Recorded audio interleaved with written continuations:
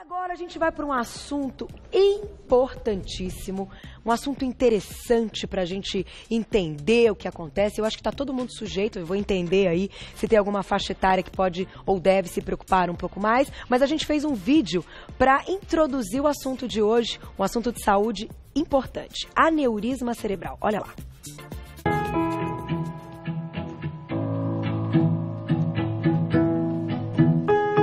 O aneurisma cerebral é o enfraquecimento de um vaso sanguíneo do cérebro, que incha e se enche de sangue. Ele pode se romper e causar uma hemorragia, tendo como consequências dores de cabeça intensas ou até mesmo falecimento. Esta é uma doença muito grave, onde apenas 2/3 dos pacientes sobrevivem e cerca da metade permanece com sequelas, que comprometem a qualidade de vida. O diagnóstico precoce é o ideal, porém raramente acontece. Na maioria dos casos, o paciente não apresenta os sintomas até que ocorra o sangramento. Por isso, hoje é importante tratar com emergência assim que o aneurisma seja detectado. A melhor maneira de se prevenir é manter um estilo de vida saudável, com o controle da pressão sanguínea e os níveis de lipídio no sangue. É importante também não fumar e fazer exercícios regularmente.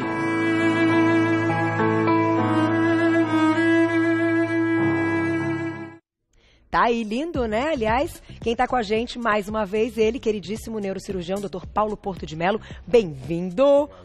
Boa tarde, um prazer sempre tê-lo aqui. E vamos, cadê a Larissa? A Lari tá por aí? Larissa é nossa estagiária que fez esse texto lindo. O doutor Paulo acabou de elogiar, falou que o texto ficou perfeito, né? Muito aí bom. Dando exatamente as informações exatas e precisas do nosso assunto de hoje. Sem dúvida.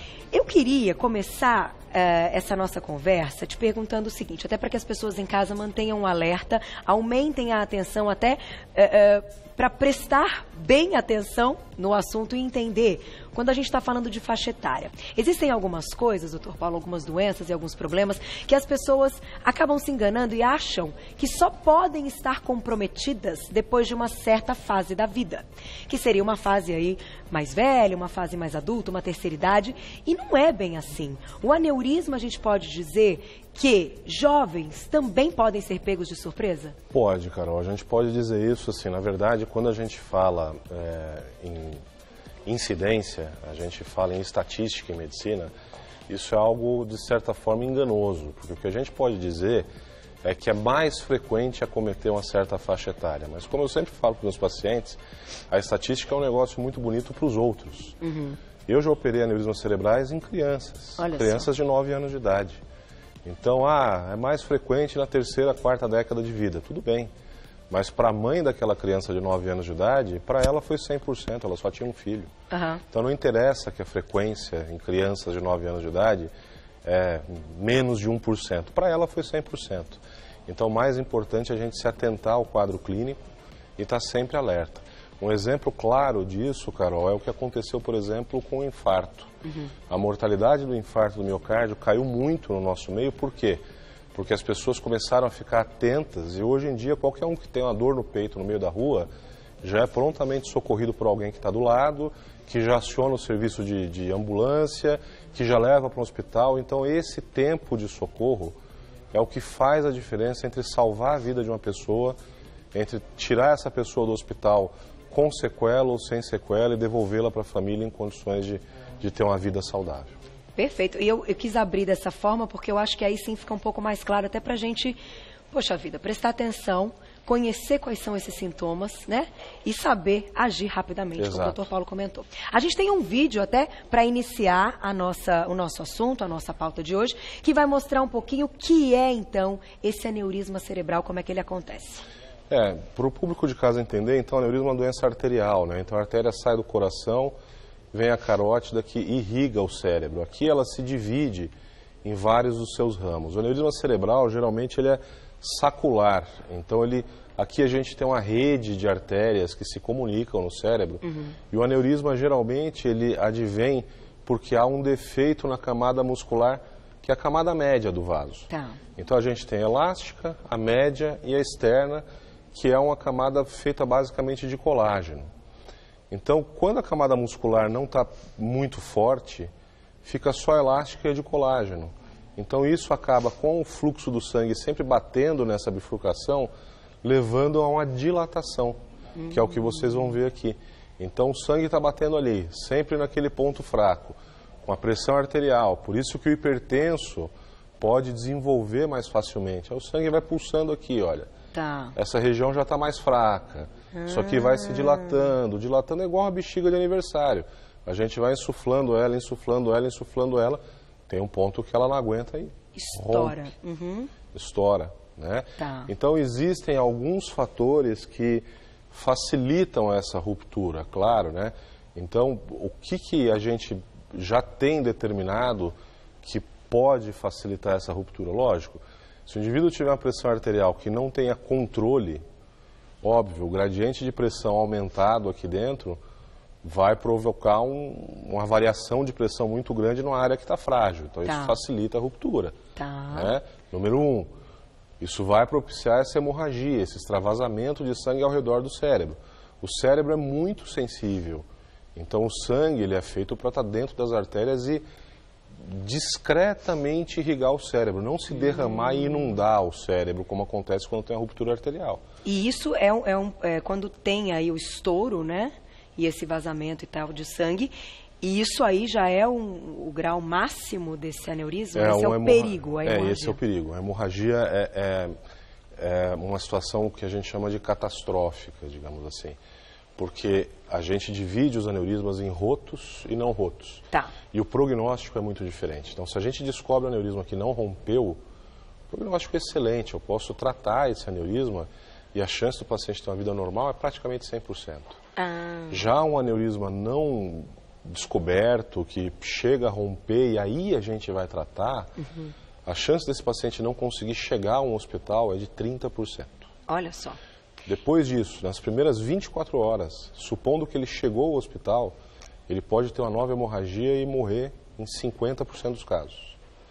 Aí a gente vai ver que já vai diminuindo o número de pessoas que sobrevivem. Dessas, como disse o texto do vídeo, 2/3 só vão para casa e ainda assim com sequelas. Agora, doutor Paulo, como é que a gente consegue identificar, e o próprio médico, quando chega um paciente com alguma queixa, até a gente tem, acho que, uma imagem de exame que é feito para identificar o aneurisma, né? Eu não sei se é uma tomografia, a gente vai mostrar, eu acho que a gente tem, não tem tem umas imagens. Porque é o seguinte, é uma dor de cabeça? O que muda o quadro clínico desse paciente? Olha, Carol, a gente tem algumas situações muito específicas. Isso aqui, por exemplo, é uma imagem de uma arteriografia cerebral, que é como se fosse um cateterismo. Então, a gente vê aqui, por exemplo, uma dilatação sacular, que foi o que o pessoal viu no vídeo, que é um aneurisma da artéria, aqui no caso, da artéria cerebral média. E está vendo a bolinha aqui, que nem se mostrou. Isso, uma bolinha. Então, isso aqui é um exame invasivo. É um cateterismo, então se faz do mesmo jeito que faz o cardíaco. É um catéter que vem pela perna ou pelo braço, vai por dentro da artéria e injeta contraste. Hoje existem métodos menos invasivos. Aqui tem outro que fica bem claro aqui. Olha só. Aonde está o aneurisma. Então hoje a gente tem métodos menos invasivos, porém que são menos precisos. Então o que a gente faz? Se a gente tem um grau de suspeição, mas essa suspeita ela não é muito alta, a gente pode pedir um exame menos invasivo. Ah, não, olha, é uma suspeita muito forte, esse paciente teve uma hemorragia e eu estou planejando tratar esse paciente. Aí eu peço um exame detalhado, mais agressivo, por quê? Porque eu preciso de mais detalhe, então eu preciso planejar o meu tratamento como ele vai ser feito. Então eu preciso de detalhe de vasos microscópicos como esse aqui. Porque eu preciso excluir isso da circulação sem sacrificar nenhum desses vasinhos que estão ao redor. E aí precisa de um exame mais preciso. Precisa de um exame mais preciso. Mas a pessoa chega com uma queixa de dor?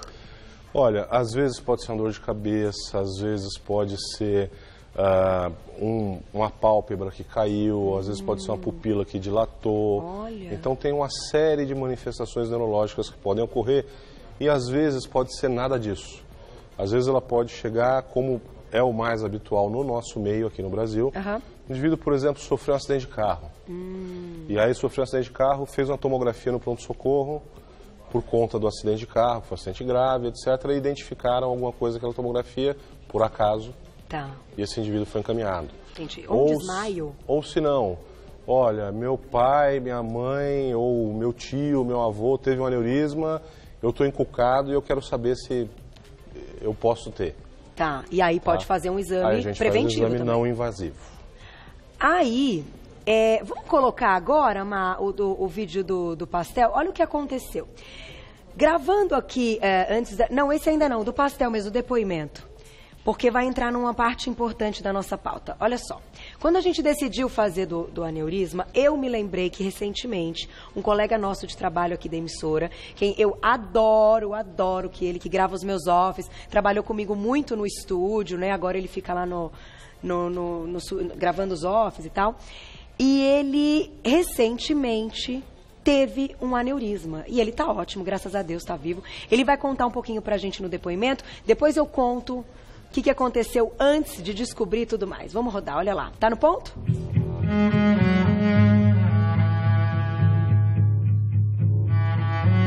No dia 17 de julho, que era a data do meu aniversário, eu fui assistir um jogo lá na arena, né? E aos 40 minutos do segundo tempo, eu senti uma pancada forte na cabeça, assim, sabe? Tipo uma pancada aguda, e eu segurava a cabeça com as mãos, eu me agachava de tanta dor, e aí eu vim embora para casa, né, com aquela dor latejando. Chegando em casa eu tomei um comprimido, porque eu achei que era uma dor de cabeça normal, né, mas ela continuou latejando e eu fui dormir.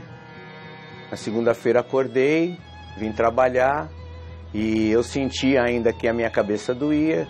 Eu tentava colocar o meu queixo no peito e não conseguia. E a dor continuou. Sexta-feira eu fui até o médico. E chegando lá eu fiz uma tomografia e foi constatado que eu tinha alguma coisa e mandaram procurar um neurologista. E eu fui procurar um neurologista na segunda-feira. Marquei tudo direitinho, na terça eu fui. Chegando lá, eu tive que fazer uma ressonância magnética, foi onde acusou que eu tinha tido um aneurisma de 4 milímetros. Então eu fui internado, fiquei de 6 a 7 dias internado. Então, graças a Deus eu passei por isso, não ficou sequela. Dizem que eu tive sorte de não ter morrido, porque a coisa foi muito forte, né? Então, fiquei com medo. Me causou muito medo isso. Então, antes que o mal aconteça, é melhor dar uma checada, de preferência no neurologista, porque às vezes uma dor de cabeça, assim, não cuidada, pode vir a ser um aneurisma.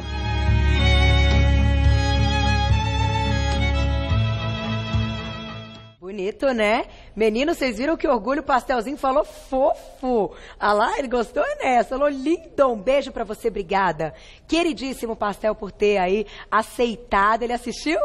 Beijo pra você, viu, querido? Que aceitou aí, eu pedi pra ele, perguntei se ele podia dar um depoimento. E, na verdade, eu fiquei envolvida nessa história, porque eu encontro com o pastel todos os dias.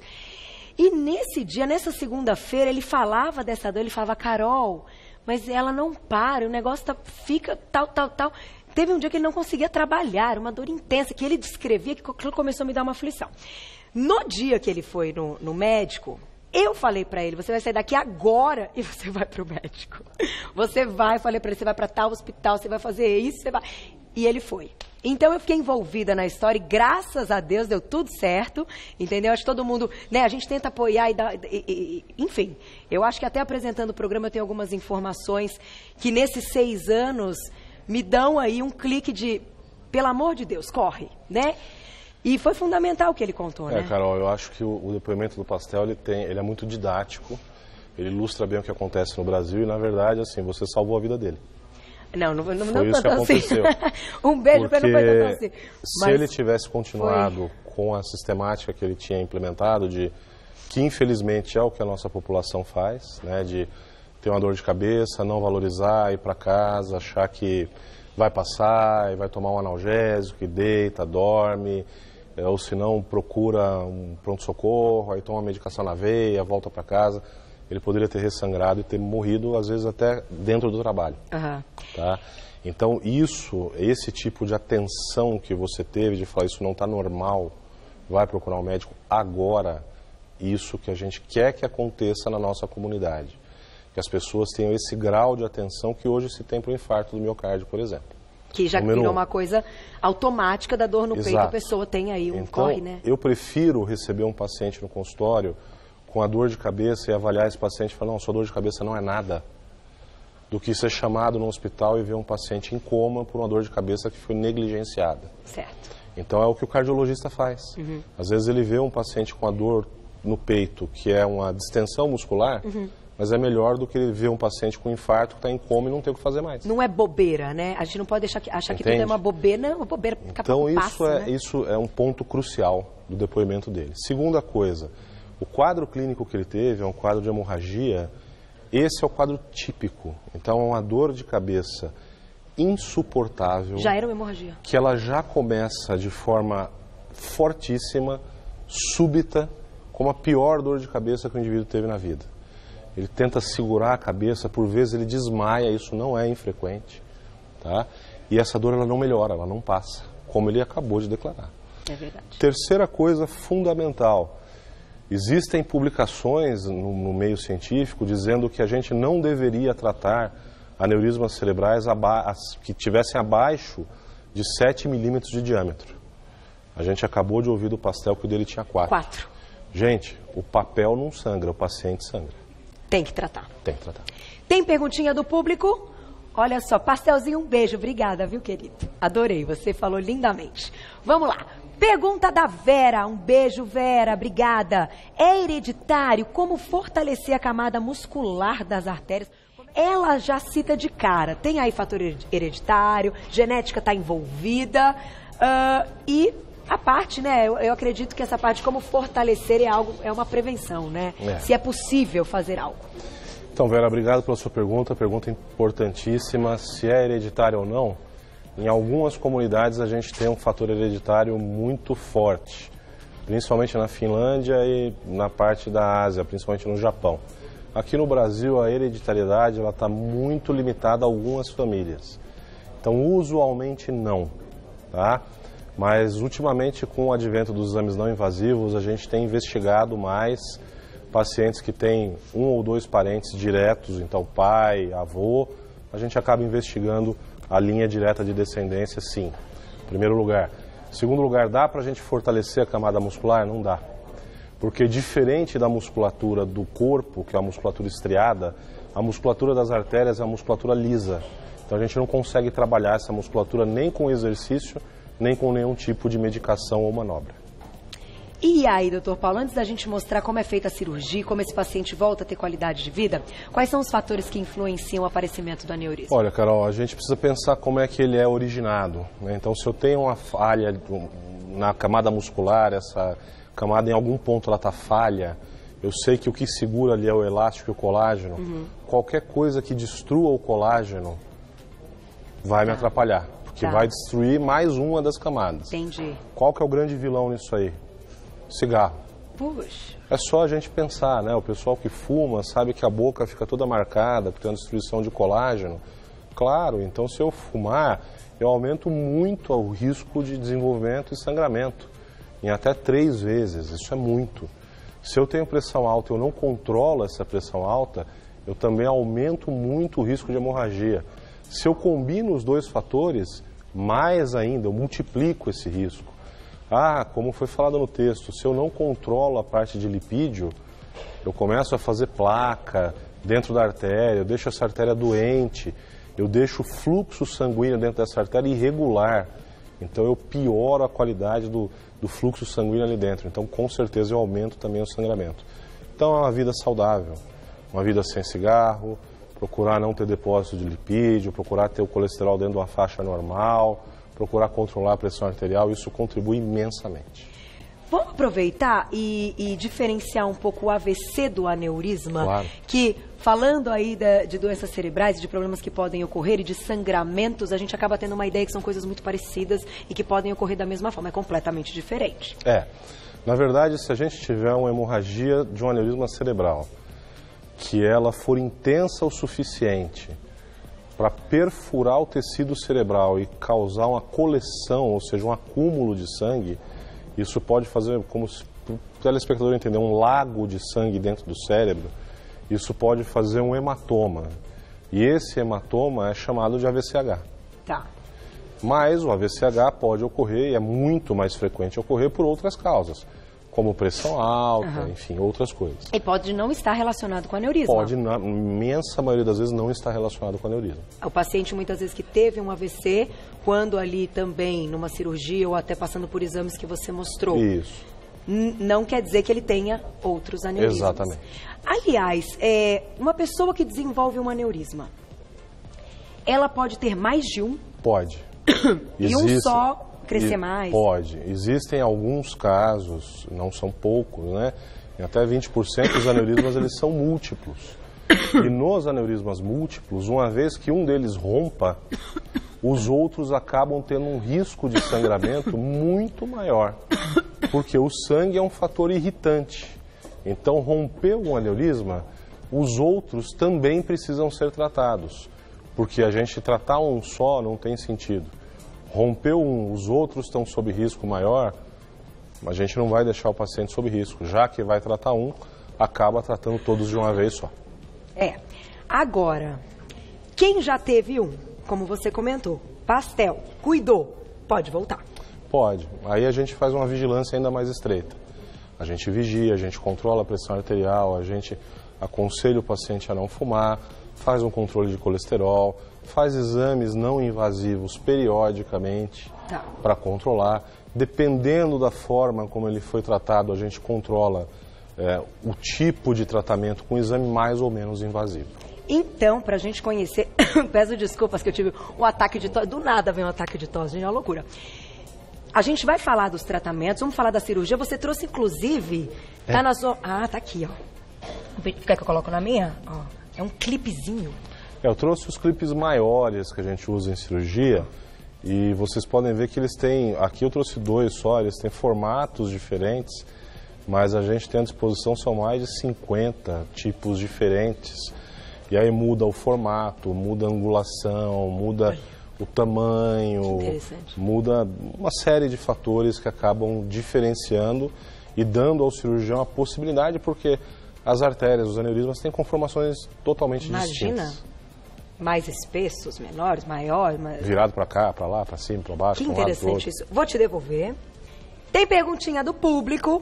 Já já a gente fala da cirurgia. Tem um vídeo muito legal para vocês acompanharem. Na tela. Quem escreveu pra gente? Márcia, obrigada. Dor de cabeça em todo o período menstrual também pode ser sinal de aneurisma? Como é que a gente diferencia aquela dor de cabeça hormonal que também dá um trabalho, né, doutor Paulo? Dá um trabalho. Então, Márcia, na verdade, essa dor de cabeça mensal e frequente, que tem uma característica muito própria, que é pré-menstrual, você pode ficar tranquila. Essa dor de cabeça, ela não tem relação com aneurisma cerebral. Como a Carol muito bem falou, ela tem uma relação mais com a variação hormonal. Então você percebe que você fica mais retida perifericamente e também o cérebro acumula um pouco mais de líquido. E isso acaba aumentando um pouquinho a pressão intracraniana e dá aquela cefaleia. Mas a boa notícia é que existem formas de prevenção dessa enxaqueca pré-menstrual. Jura? Sim.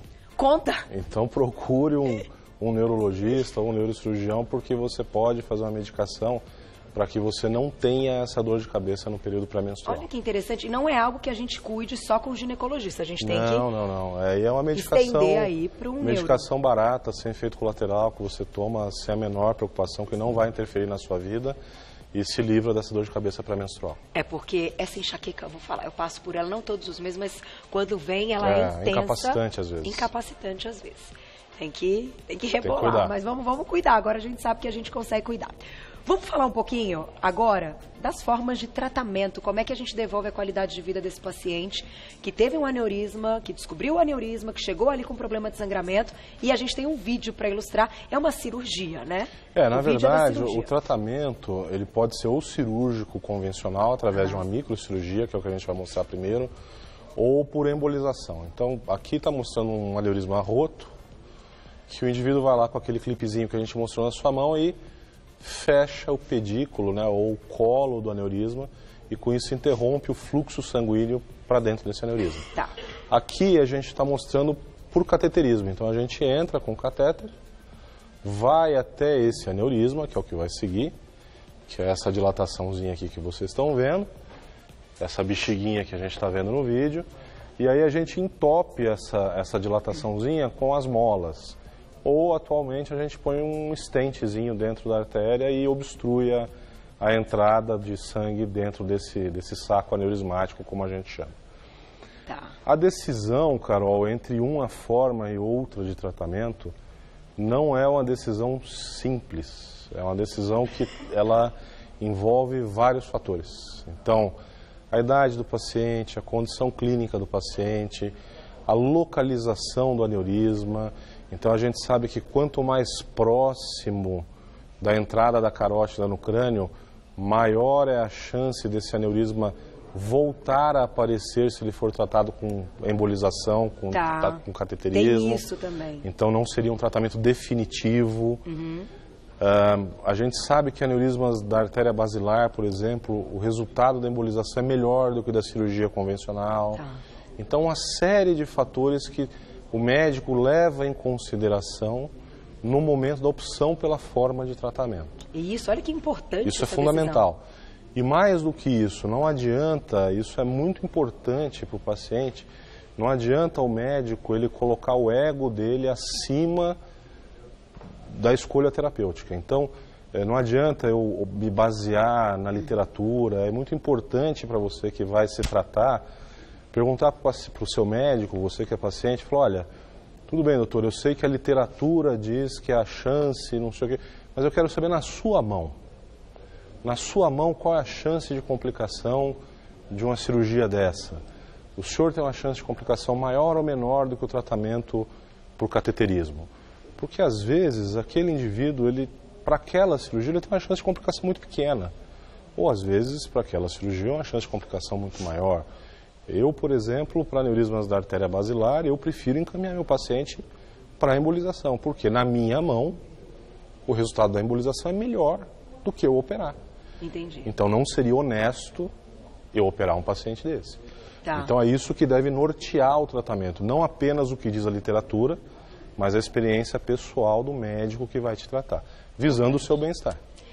Aí a gente entra num outro detalhe que a gente comentou aí no nosso vídeo de abertura, né, de introdução dessa pauta, que são as possíveis sequelas em alguns casos. No caso do Pastel, que a gente mostrou o depoimento há pouco, ele não teve sequelas, graças a Deus. Mas, como é que a gente, qual é o grau então desse aneurisma, em que momento que ele vai ter procurado ajuda, vai sobreviver, mas quais sequelas ele pode ficar? Olha, as sequelas, Carol, elas podem acontecer independente do paciente ser tratado ou não. Tá. E principalmente quando há um sangramento. Porque as sequelas elas não se dão pelo aneurisma em si, elas se dão pela hemorragia. Porque o sangue ele irrita o cérebro e os vasos que estão ao redor do cérebro. Então ele provoca um estreitamento desses vasos e consequente diminuição do fluxo sanguíneo para a área que é irrigada por esses vasos. Então ele pode provocar um AVC isquêmico, ele pode provocar um derrame no paciente. E dependendo da área que esse vaso irriga, ele pode deixar o paciente sem movimento de um lado do corpo, pode provocar perda de fala, perda de compreensão da fala, perda visual, pode deixar o paciente em coma. Então tem uma série de coisas que podem acontecer por conta dessa irritação que o sangue propicia. E isso é imprevisível, tá? Isso é imprevisível. Então o que a gente sabe é que existem medidas que a gente adota para tentar minimizar o risco desse efeito irritativo do sangue, que a gente chama de vasoespasmo. Tá. Isso tem que ser tomado em ambiente intra-hospitalar, obrigatoriamente. Olha quanta informação que... Uma aula, agradeço já previamente, doutor Paulo, porque realmente é uma aula e a gente tem que estar atento a tudo isso. E essas palavras, é claro que aqui é a possibilidade de ter a informação. A gente sabe que esse Brasil é muito grande, que existem milhões de médicos, né, de milhões de opiniões aí nessa área da medicina e tal. Mas é tão importante ter alguém da nossa confiança, né? São coisas que muitas vezes a gente não consegue prevenir tão facilmente e faz com que você tenha já um neurocirurgião, né, que você conheça, que você vai em consulta, mas às vezes fazer um check-up, já ter uma ideia como essa e ter alguém de confiança também é importante. Exatamente por essas palavras que você disse, Carol, da decisão, exato, da honestidade do médico, né? Carol, como você muito bem falou, vou usar aqui o exemplo mais uma vez do pastel, que foi extremamente didático. Aqui, o que importa é a atitude, né? Muito se fala que tempo é dinheiro, a gente está vivendo um momento, né, principalmente por conta das operações da Polícia Federal, que é milhões para cá, bilhões para lá. Gente, tempo não é dinheiro, tempo é vida. É verdade. A gente não encontra tempo na prateleira do supermercado. Então vou usar o teu exemplo... Nem no shopping, né? Então vou usar o teu exemplo com o pastel. O tempo de intervenção, ele foi crucial para a vida dele sem sequela. Então, para você que está ouvindo a gente aqui, fora, está vendo pela internet, viu alguém com esses sintomas? Puxa, ajude o próximo, ligue para a ambulância, socorra, tenha um ato de humanidade, que você pode estar salvando a vida e ajudando uma família, não só aquele indivíduo. É verdade. Isso é o fundamental, esse é o recado que fica. Nós, neurocirurgiões, nós somos uma parcela muito pequena da população. Existem pouco mais de 2 mil neurocirurgiões no Brasil, que tem quase 200 milhões de pessoas. Então, por isso, um programa como Você Bonita, ele é fundamental, porque é um programa onde a gente tem liberdade de passar uma informação. Por isso que eu faço questão de vir aqui, não só por você, mas porque é um programa sério, que vai fazer aniversário agora na terça-feira. 6 aninhos. E está passando informações que têm um efeito multiplicador com seriedade e honestidade. Isso é verdade. De informações que podem salvar a vida e impactam na mudança de qualidade de vida das pessoas. E a gente acha, difícil eu encontrar com alguém que está tendo lá o problema. Difícil não. Você viu ali como ele começou a me descrever aquela dor, ele fala, caramba, mas eu não consigo, mas você está assim. Nossa, aquilo começou a me assustar de tal forma que eu falei, não, peraí, esse negócio não é normal mesmo. Foi o que você falou, não tá normal. Então a gente tem que ter informação para saber quando não tá normal. Exatamente. Vamos colocar mais uma perguntinha do público. Chegaram várias, olha lá. Mais uma pergunta importante pro Dr. Paulo, olha lá. Um beijo pra Kaline. Ela escreve sempre pra gente, obrigada. É necessário, então, fazer avaliação regularmente? E, se necessário, qual exame a gente pode fazer? Que daí não seria nada invasivo, como você comentou no início. Kaline, a gente faz realmente avaliações regulares apenas para pacientes que têm um comportamento de risco. O que é o comportamento de risco? Aquele paciente rebelde que não quer deixar de fumar, que não gosta de tomar remédio para pressão e tem pressão alta, valores muito altos de pressão, que não controla o colesterol, então que tem fatores que predisponham, ou às vezes tem uma doença do colágeno, que é uma doença muito específica, né? É uma doença reumatológica e não cuida, não está nem aí, quer dizer, esses pacientes a gente realmente acaba controlando de perto e o exame, como a Carol bem falou, é um exame não invasivo, então a gente geralmente faz angiotomografia. A outra hipótese da gente controlar os pacientes regularmente são pacientes que têm aneurismas, que por alguma razão a gente resolveu não tratar esses aneurismas num primeiro momento. Então aí a gente acompanha esses aneurismas regularmente. Eu tenho uma paciente no consultório que está nos assistindo e que eu estou fazendo isso. Então a gente acompanha para ver se esse aneurisma está dando evidências de mudança de comportamento, se ele está crescendo, se ele está dando indícios que ele vai romper, porque aí a gente muda de conduta e de uma conduta expectante a gente intervém, antes dele romper. Olha só, Dr. Paulo diz tudo. É bacana, porque daí a gente fica pensando, poxa vida, já tem uma informação, tem esse cuidado, tem essa maneira que a gente pode fazer. Isso tranquiliza o paciente, tranquiliza o indivíduo. Vamos colocar mais perguntinha do público na tela? Tem mais, olha lá. Espaço aí para vocês perguntarem. Pergunta da Regiane, obrigada. Existem hábitos que podem evitar o aneurisma cerebral? Então, além de bons hábitos, não fumar. Atividade física está envolvida com isso? Com certeza, Carol. A atividade física, ela envolve, claro, aumenta os níveis de HDL, diminui os níveis de LDL, então atua no colesterol. Tá. Primeira coisa. Segunda coisa, ela normaliza a pressão arterial. Segunda coisa. Terceiro, aumenta a sensação de bem-estar. Quarto, geralmente pessoas que estão envolvidas em atividades físicas e usualmente aeróbico não fumam. Então, indiretamente, acaba atuando nos 3 piores fatores para o aneurisma cerebral. Entendi. Então, por favor, engaje-se e continue com a sua atividade física.